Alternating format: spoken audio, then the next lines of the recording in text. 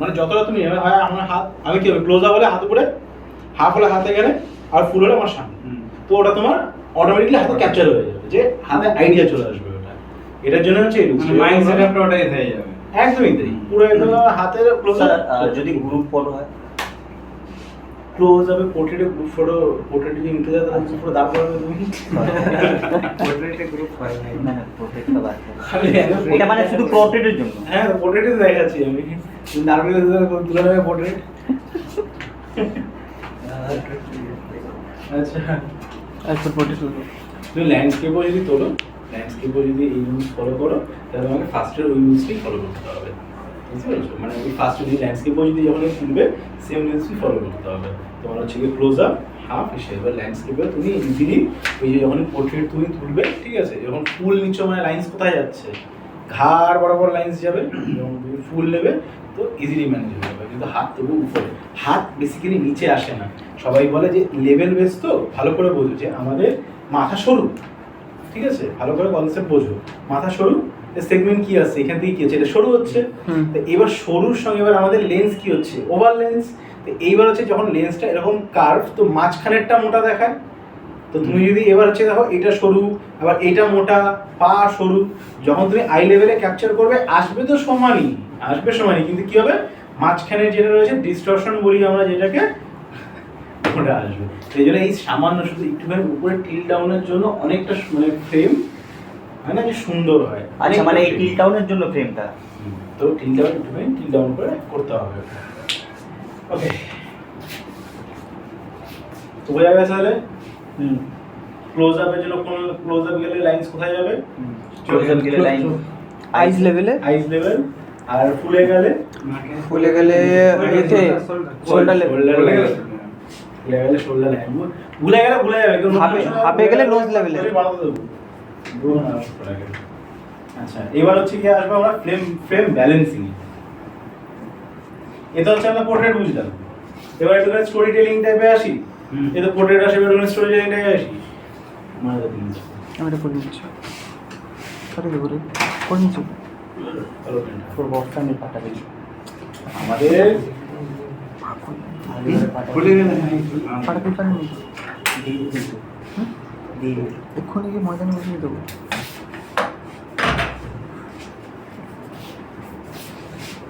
কি কি জিনিস আগে দেখে নাও। এক নম্বর হয় বাই কালার, 2 নম্বর হয় রিপ্রেজেন্ট, আচ্ছা তারপরে হচ্ছে কি 3 নম্বরে হচ্ছে কি তোমার কি জানি ইমোশন, ইমোশন, ইমোশন আছে। আচ্ছা 4 নম্বরে হচ্ছে গিয়ে আসবে সেম কালার। আরেকটা কিছু মঙ্গল বুঝিয়ে প্রথমে বোঝো ফ্রেম ব্যালেন্সিং করা। এবার হচ্ছে ফ্রেম ব্যালেন্সিং এ আসবে, যে ফ্রেম একটা দেখতে সুন্দর লাগে। আমাদের তো এই হচ্ছে গিয়ে এইগুলো পুরো হচ্ছে ব্যালেন্স আসে, মনে হচ্ছে তোমার কি বলে যে এরকম একটা ফ্রেম আসে, তাই তো? তো ফ্রেমে আমার এই যে দেখো যে এই জায়গাগুলো দেখতে পাচ্ছ, এই যে জায়গাগুলো, এই যে পয়েন্ট, আমি এখানে পয়েন্ট করি 4টে জায়গা আছে এই জায়গায়, যেখানে যেখানে সব লাইনস আমাদের মিলছে বেসিক্যালি, ঠিক আছে? প্রথম কথা হচ্ছে গিয়ে যে কোনো তুমি যে কোনো একটা প্যাটার্ন ফলো করতে হবে। আগে যে কোনো একটা প্যাটার্ন ফলো করো, প্যাটার্ন ফলো ধরো এটা তোমার সাবজেক্ট এই পুরো এরিয়াতে কটা লাইনে ঢুকছে, সিম্পল কটা লাইন ক্রস করছে, ঠিক আছে? এই যে দেখো লাইনসগুলো আমাদের এই যে এখানে জয়েন্ট হচ্ছে, সব লাইন এই এখানে জয়েন্ট হচ্ছে। তো এইবার আগে ফলো করো হচ্ছে কি যে কটা লাইনে ঢুকছে। তো আমি অ্যাজিউম করলাম আমার সাবজেক্ট এই লাইনটাতে ঢুকছে, ওকে সাইডে যাচ্ছি আমি আগে সাইডে, যেটা আমরা থার্ড রুল বলি। ভালো করে থার্ড রুল না, আমি কনসেপ্টটা বোঝাচ্ছি। যে দেখো সিম্পল ভাবে যে আমরা বুঝবো কি করে যেটা থার্ড রুল, বা এখানে কি আমাকে পুট অন করতে হবে যার জন্য পারফেক্টলি ছবি আসবে। যে এইখানে ধরো আমি সাবজেক্ট অ্যাজিউম করলাম, এইখানে আমার সাবজেক্ট আছে গার্লফ্রেন্ডটা নিয়ে। ও মাথাটা খারাপ হয়ে গেছে, আমি নিচে কি বলে বা কন্ট্রোল জেড খুঁজছি, খারাপ হয়ে গেছে, আমি কন্ট্রোল জেড খুঁজছি, আমি কিবোর্ড কোথায়। ওকে, তো আমি অ্যাজিউম করছি আমার সাবজেক্ট এখানে আছে, এই যে এখান থেকে তো এইখানে হাত আছে, এইখান থেকে এখানে আমার পা আছে, ঠিক আছে। ওকে, তো এইখানে আমার সাবজেক্ট আছে, রাইট? তো এবার পুরোটা স্পেস আমি এবার কি করব? ব্যালেন্স করতে হয় একে বলে। কিরকম? এইখানে যেটুকুনি লাইনে যা তুমি দেখতে পাচ্ছ, যেটুকুনি লাইনে এই এরিয়াটা সাবজেক্টটা, আমার সাবজেক্টটা যেটুকুনি এরিয়া খেয়েছে, ঠিক সেম এরিয়াতে আমাকে তার অপোজিট সাইডে কিছু ঢোকাতে হবে। এটা হচ্ছে ব্যালেন্সিং, ঠিক আছে? এটা হচ্ছে ব্যালেন্সিং, মানে নেগেটিভ স্পেস বল। যে যাই হোক, তোমার সিম্পল ভাষা হচ্ছে কি ব্যালেন্স, মানে তোমার সাবজেক্ট যেটুকুনি জায়গা খাচ্ছে তোমার ফ্রেমের, আমাদের সবাদের লাইন আছে, তো যেটুকুনি জায়গা খাবে সেইটুকুনি জায়গার মধ্যে আমাকে ওপাশে আরো একটা কিছু পূরণ করতে হবে। সে যেখানেই হতে পারে, সেটা এই কর্নারে হতে পারে, শুধু এইটুখানি স্পেস হতে পারে, এইটুখানি স্পেসে, তাহলে এইটুখানি স্পেসে অপোজিট ডিরেকশনে কি আসছে? এই স্পেস আসছে, ঠিক আছে? তো এই স্পেস দেখো অপোজিট ডিরেকশন যাবে, কিন্তু সাইড বাই সাইড এরকম ভাবে না, তাহলে কিন্তু আমরা এরা পুরো বেশি ফাঁকা হয়ে যাবে, তোমাকে জায়গা ভরতে হবে। এরকম হচ্ছে কি আমরা স্কুলের খাতা ভরতাম, যে সুন্দর লিখতাম মাঝখানে ভরতাম, ব্যাপারটা এখানে যে তোমাকে এই স্পেস ভরতে হবে। এবার এই স্পেস ভরার জন্য কিছু শুধু জিনিস আমাদের মনে রাখতে হবে। এবারে কি দিয়ে স্পেস ভরবো? হ্যাঁ কি দিন, হ্যাঁ এবার কি দিয়ে স্পেস ভরবো? তুমি বলে যে স্পেস ভরতে হবে, স্পেস ভরা তো বুঝে গেছি যে আমাদের এই লাইনগুলোর মধ্যে আমাদের স্পেস তো ভরতে হবে, কিন্তু কি দিয়ে স্পেস ভরতে হবে? স্পেস দিয়ে ভরার জন্য হচ্ছে প্রথমে হচ্ছে বাই কালার, মানে অপোজিট কালার, ঠিক আছে? তো যেই কালার ও এখানে থাকবে, বা এরকম হতে পারে যে যে কি বলে যে ও এইখানটাতে হচ্ছে কি একটা লাল কালারের শাড়ি পরে রয়েছে, একজন কোনো লাল কালারের শাড়ি পরে রয়েছে, তা আমি এখান থেকে অপোজিট কালার ঠিক এই জায়গাটাতে আমি অন্য একটা, মানে ওর যে কালার রিপ্রেজেন্ট করছে না সেরকম কিছু আমি একটা দিয়ে দিই। নীল কালার, রেডের কি অপোজিটে কি ঢুকবে আমাদের? ব্লু কালার ঢুকবে। তো ব্লু কালারে দেখা গেল একটা ওখান দিয়ে পাশ থেকে একটা ওড়না উঠছে, ঠিক আছে? মানে অপোজিট কালার, হয় তুমি অপোজিট কালার কিছু দাও, না হলে তুমি সেম কালারের কিছু ঢোকাও, যে এদিকেও লাল এদিকেও লাল, সেম কালার। এখানে আমাদের কিন্তু ফটোগ্রাফিতে সব কিছু কিন্তু কালার সেন্ট্রিক হয়, কালার আর লাইট সেন্ট্রিক, এই দুটো সেন্ট্রিক। মানে ক্যাপচার করার সময় ওটা করতে হবে, ক্যাপচার করার অবভিয়াসলি তুমি পরে এডিট করে হ্যাঁ, আচ্ছা ধরুন ওড়নাটা বলছেন আপনি অপোজিট ডাইরেকশনে দিতে, কিন্তু সেম বাই সেম ডাইরেকশনে দিতে হবে, ওর পাশেই যদি দিই। ওই তো, মানে এটা কোন লাইনটা খাচ্ছে? এইখানে এই লাইনটা তাহলে কোন লাইনটা? মানে আমি করি হচ্ছে কি, ধরলাম আমি 1 2 3 4 5 6 7 8 9, তাই তো? তাহলে ও কোন এরিয়াটা খাচ্ছে? 5 6 8 9 এই এরিয়ার মধ্যে ঢুকে রয়েছে, তাহলে 4 7 কি হবে? 4 5 7 8 ফাঁকা আছে, ফাঁকা, মানে সেম তাহলে কোন ডিরেকশনটা হবে? এইটুখানি ডিরেকশন হবে। ব্যাপারটা এখানে যে তোমাকে যেটা লাইনে এখানে খাচ্ছে অপোজিট ডিরেকশনে কিছু তোমাকে একটা পুট অন করতে হবে। এবার দেখা যায় বলছেন বাই কালার একটা হলো যে অপোজিট কালার ডিরেকশন তোমাকে কিছু ঢোকাতে হবে।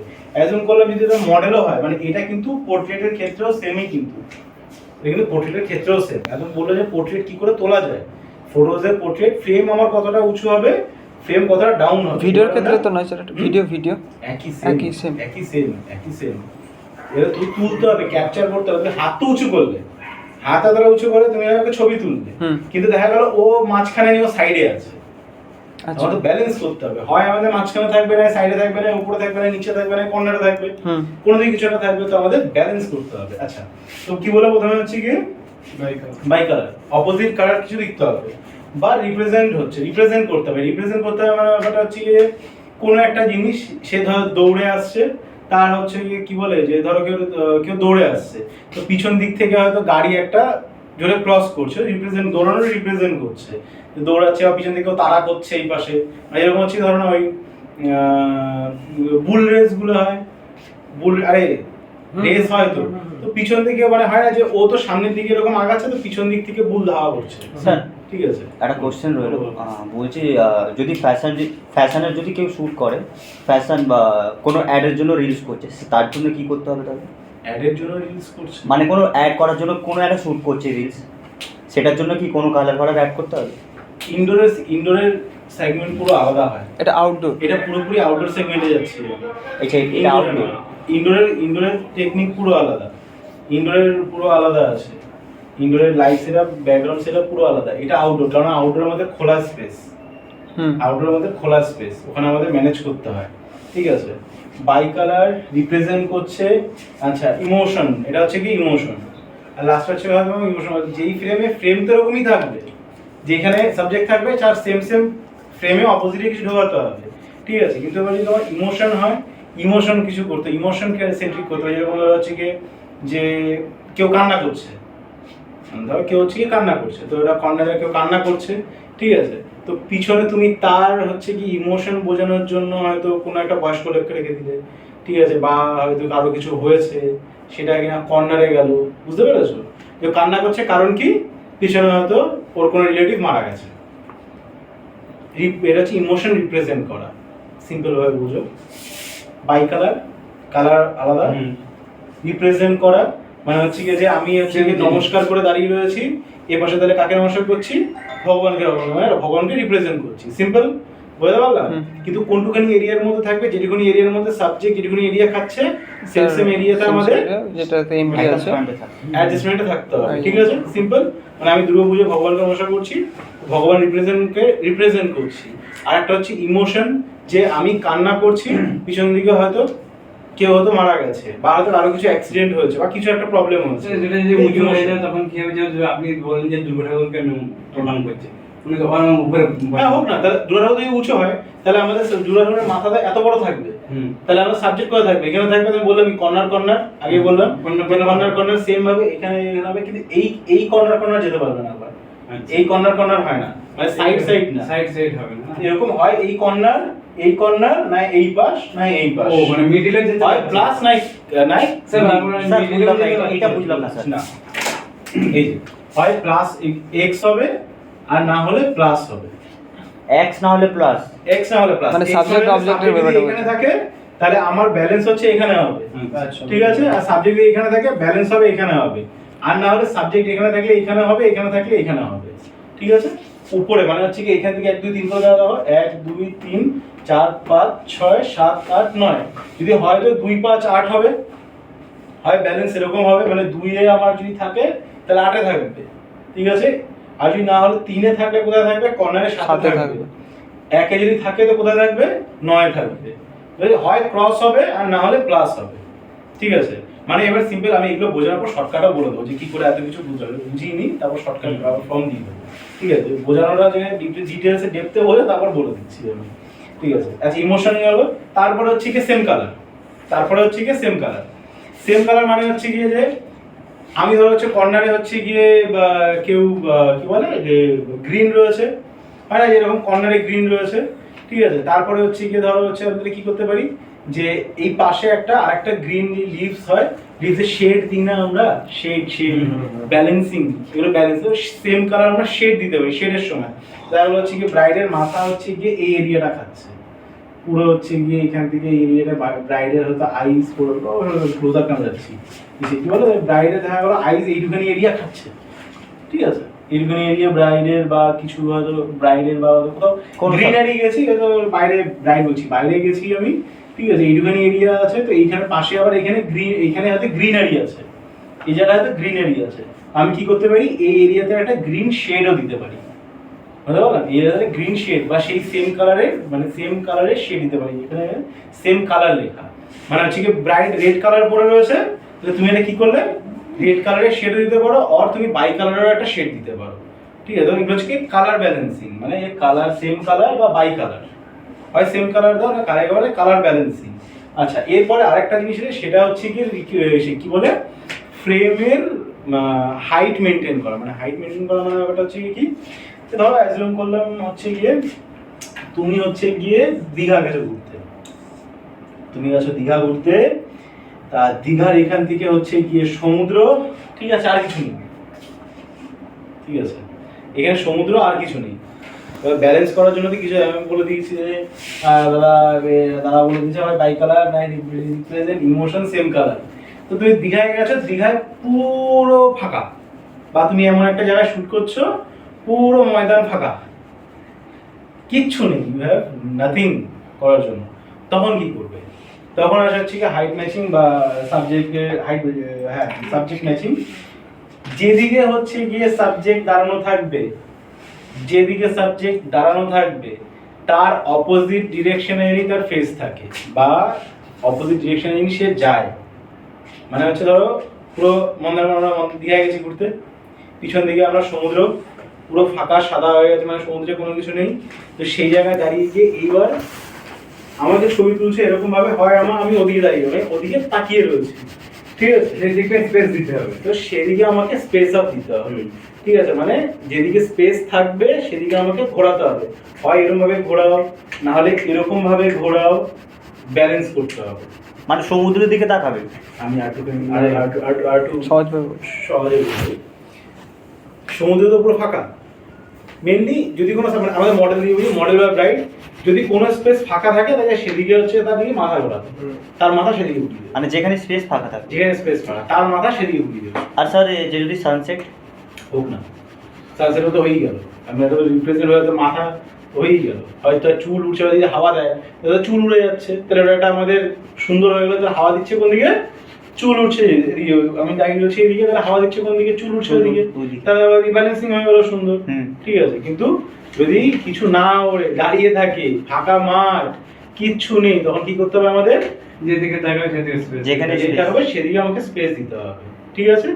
আর কিছু কিছু জিনিস হয় সেগুলো হচ্ছে গিয়ে কি বলবো যে তোমার যেরকম হচ্ছে ধরো গাছ বা ধরো তুমি একটা পুরো এরিয়া, সেই এরিয়াতে হচ্ছে গিয়ে কি বলে পুরো ফাঁকা এরিয়া, একটা মাত্র গাছ আছে, ঠিক আছে। তো গাছ একটা সাবজেক্ট, দুটো সাবজেক্ট, মানে বেসিক্যালি টু ফাইন্ডিং ম্যাচ বলে এটাকে, ঠিক আছে, টু ফাইন্ডিং ম্যাচিং বলে।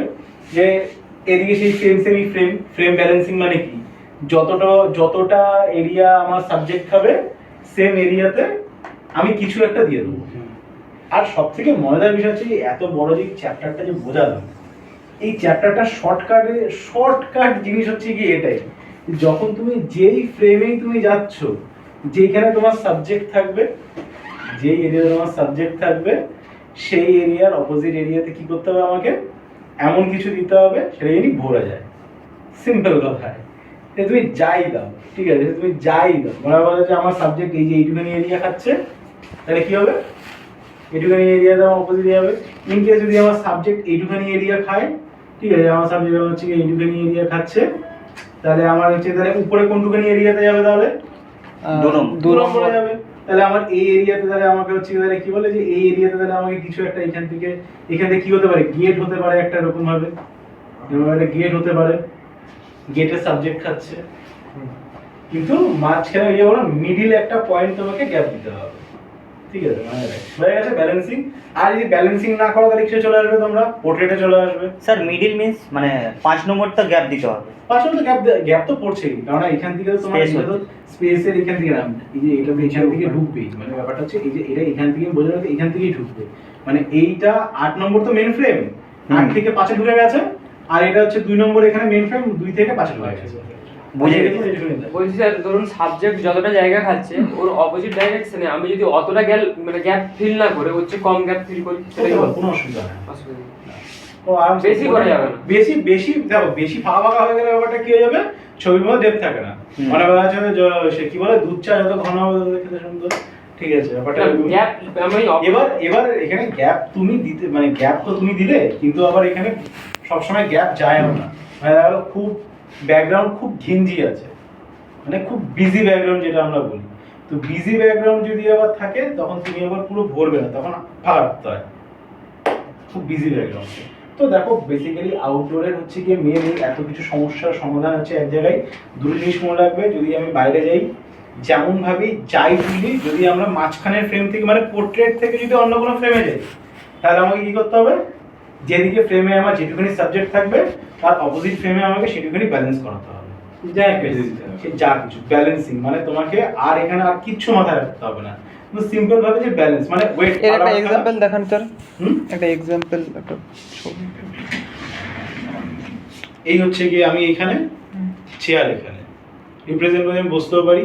এবার যদি এই সেম জিনিসটা যদি আমার এইখানে যদি এরকম থাকে তো ইটস নট গুড, এইখান থেকে এইটুখানি আমার বেরিয়ে রয়েছে, ইটস নট গুড, ঠিক আছে, বুঝতে পারলাম। তাহলে কি আমি এখানে যেটুখানি এরিয়া খাচ্ছি ও এখানে সেটুখানি এরিয়া খাচ্ছি, ঠিক আছে, মাঝখানে একটুখানি আমার ফাঁকা রয়েছে, আমি হয়তো এরকমও তুমি আরামসে রাখতে পারো, কিন্তু কোনো সেন্স হয় না। তো ব্যাপারটা হচ্ছে কি এইখানে যে এটা হচ্ছে এটাও খাচ্ছে, ঠিক আছে, ব্যাপারটা এখানে যে তোমাকে একটা জিনিস ব্যালেন্স কিছু দিয়ে করতে হবে ব্যালেন্স। বা এরকম হতে পারে, ধর চেয়ারটা এখানে রয়েছে, মানে চেয়ারটা আমি সরাতে পারবো না, হয় আমি চেয়ারটাকে সরাতে পারবো না, আমার এখান থেকে বোর্ডটাও ব্যালেন্স হবে। আমার পিছনে ব্যাকগ্রাউন্ডে চেয়ার দেখাচ্ছিলাম, যদি ব্যাকগ্রাউন্ড হয় তাহলে বোর্ডও ব্যালেন্স হবে। আমি এখানে দাঁড়ানো, বোর্ড এখানে দাঁড়ানো, দেখো ব্যালেন্স হচ্ছে। বসে গেলেও একটা স্টাইল হয়ে যাবে। বসেও যদি আমি চাই, যদি আমি বসবো কিরকম ভাবে, এরকম ভাবে তো আমি আর বসবো না, পা তুলে আমি হয় স্ট্যান্ডার্ড ভাবে বসবো, এরকম ভাবে সাইড করে বসবো বোর্ড। এবার যদি বোর্ড আমার মাথা আটকাচ্ছে, তাহলে আমি কোন দিকে কর্নারে কিরকম ভাবে তাহলে এক্সিকিউশন করতে পিছিয়ে গিয়ে পারবো, এই দিকে তাকাতে হবে। তাহলে আমাকে একটু এখানে দিয়ে যেমন গিয়ে তোমার ওই দিকে দিকে, ছিঁড়ে ওই দিকে।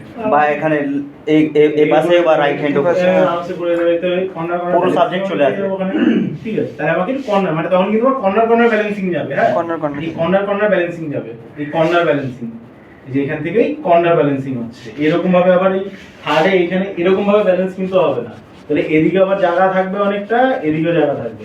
শর্ট ফর্ম হচ্ছে গিয়ে জায়গা ভরতে হবে তোমাকে আর ব্যালেন্স করতে হবে। ব্যালেন্স কতটা করতে হবে, যেটুকুনি জায়গায় আমার সাবজেক্ট থাকবে সেইটুকুনি ব্যাক সাইডে আমাকে সেটুকুনি জায়গা আমাকে ভরতে হবে। Sir simple. এই জিনিসটা বুঝলাম না, আর একবার রিপিট করুন। আমাদের কোনটা ছিল, ওই যে কর্নারটা লিখেছি আমরা 1 নম্বর এক ওই উপরে Plus, cross. প্লাস আর ক্রস। তাহলে কি, যদি আমি ও, আচ্ছা। হয় আমি এরকম হবে, বুঝে গেছি। হয় এরকম হবে, যদি এরকম আমার হয় তাহলে কি বোর্ড আটকাচ্ছে, বোর্ডে পুরো লেখা দেখতে পারবো না, তাহলে আমাকে কি করতে হবে, সাবজেক্ট নাহলে ওখানে, না হলে আপনি না আমাকে এখন কর্নারে অনেকটা সরে বসতে হবে। আর সরে বসতে হবে কিরকম, সরে বসে মানে এই যে বোর্ডে এরকম ভাবে হালকা এই হিসাবে বসতে হবে। এবার হচ্ছে কি হলো, এই হচ্ছে কি আমাদের ফ্রেমিং হলো। এখান থেকে আবার এইটুখানি ফ্রেমে যদি আমার না এরকম ভাবে যদি আমার না, মানে এই যে কি বলে 7 আর 2 জানি আবার না হয়। 7 আর 2 আচ্ছা, সাবজেক্ট যে বললেন ঘুরে বুঝতে হবে, যেদিকে গ্যাপ ফিল করছে ওইদিকে মানে ওদিকেই করতে হবে। হ্যাঁ, তো আমি যদি ধরুন স্যার একটা মডেলকে নিয়ে ধরো শুট করতে গিয়েছি, তো সেক্ষেত্রে আমি কিভাবে এটাকে কি দিয়ে ওই তো ব্যালেন্স বললাম করবো? যে যেমন তুমি রেড কালারের যদি সে শার্ট পরে যায় সেক্ষেত্রে তোমাকে আমি বোঝালাম, কারণ তুমি যদি অপশন দাও, তোমার কাছে তিনটে ওড়না আছে, তিনটে ওড়না আছে, রেড কালার আছে, একটা গ্রিন কালার আছে, একটা হলুদ কালার আছে, রাইট? তাহলে এবার তুমি ওখানে কি কালার লাগাবে? নাকি সাবজেক্ট কালার পরে আছে? হ্যাঁ, তার অপোজিট লাগাবো। সাবজেক্ট লাল কালার আছে, হয় সাবজেক্ট লাল কালার আছে, তাহলে এবার মানে তোমার blue- green আছে। আমি কি বলেছি অপশন দিয়ে দিই মাথাতে। আচ্ছা, আচ্ছা। আমি বললাম রেড কালার একটা, ইয়েলো কালার একটা, গ্রিন কালার একটা। সেম তাহলে red আর green কালার তো এইখানে হচ্ছে তোমার এই জিনিসগুলো কাজে দেবে, ঠিক আছে? মানে হয় দেখো মানুষ কনফিউজ, মানে যে মানুষের অসুবিধা কোথায় হয়, তোমার কাছে দুটো লাইট আছে, ইটস ওকে, আই নো যে আমি একটা উপরে করবো, একটা সাইডে শ্যাডো করানো যাবো, ইটস আর্ম জিন্দেগি, ঠিক আছে?